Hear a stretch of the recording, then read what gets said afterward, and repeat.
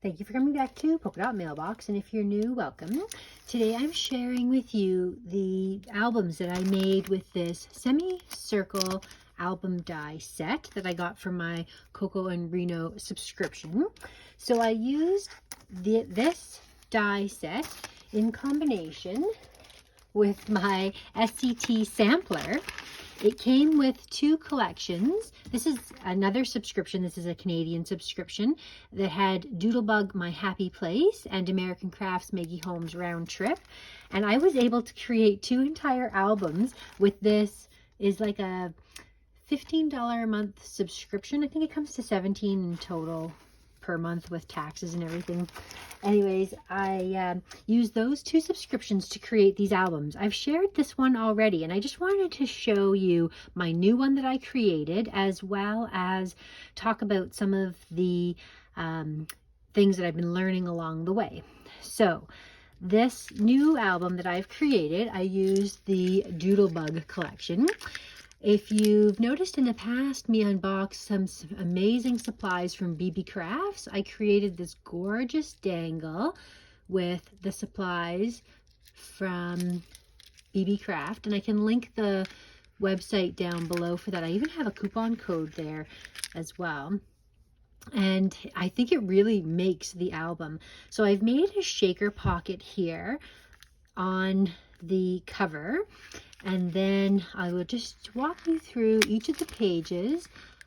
So some of the ephemera came in my SCT Sampler, and I cut little flowers in half and I tucked them in different places, but I used a lot of the dies provided with the kit here from Coco and Reno. You can see how it came with lots of different accessories. There's stars, there's this moments die, this arrow is a die, this bow is a die. That's the only ones on this page. Oh no, actually that's not. There's a little square that's tucked in under there and a circle that's tucked in under here. So lots of really nice layering pieces.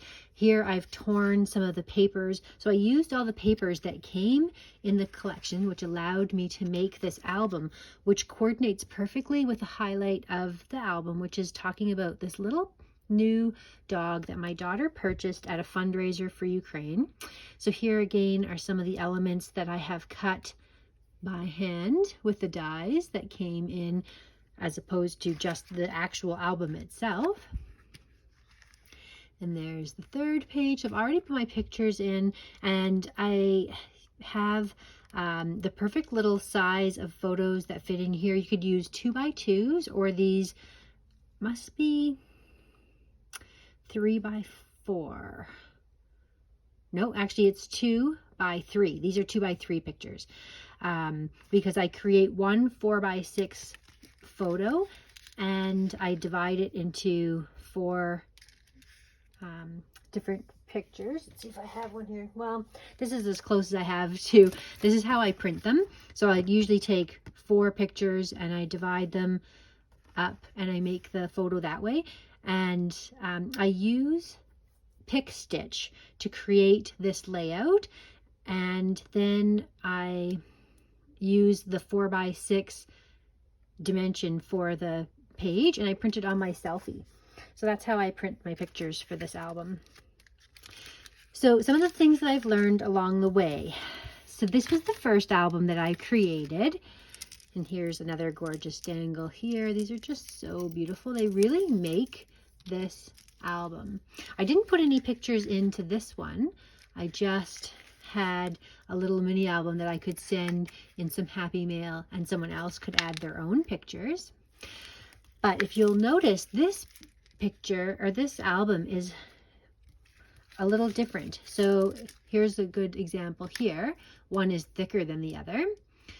I used all cardboard base pieces. So I cut everything out of a little chipboard, and then I glued each side of the chipboard with a patterned paper, which allowed me to create like a really structured album that's very sturdy and stands up nicely on its own. but it doesn't flip easily. Like this album flips very easily, and you can open the pages up nicely to decorate them and stuff.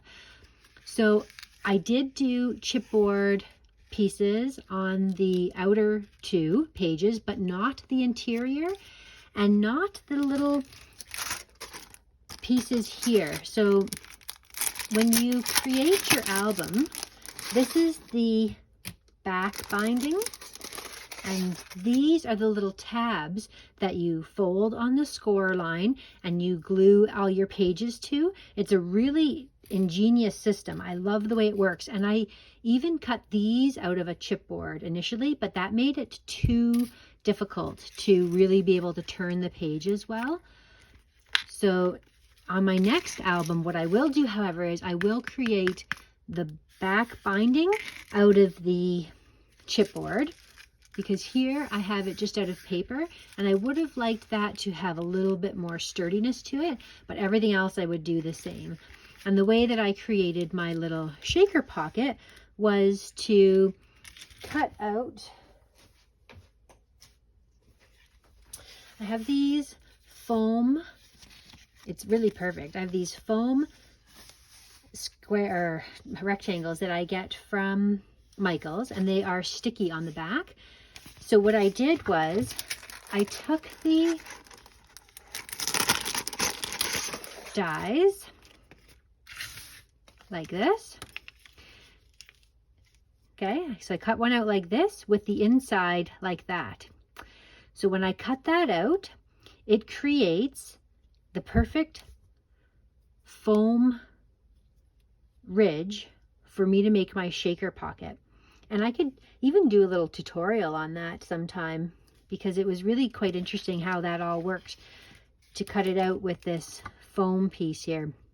So when you have your foam part, then the inside piece comes out, this inside piece comes out, and it creates that little ridge. And then I just use a piece of this basil mylar. That's the word I was looking for in my last video. I use this mylar paper to cover it up. And then, like after I had put the sequins in, and then I did this same technique with a pattern piece of paper and just glued it on top. So that's how you create this fun little pocket here.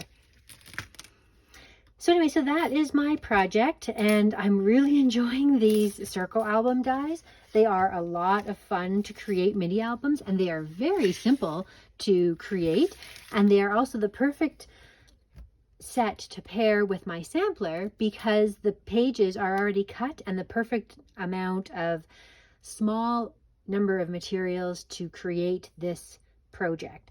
So I'm really happy and enjoying that. So thank you so much for watching, and we'll see you again next time.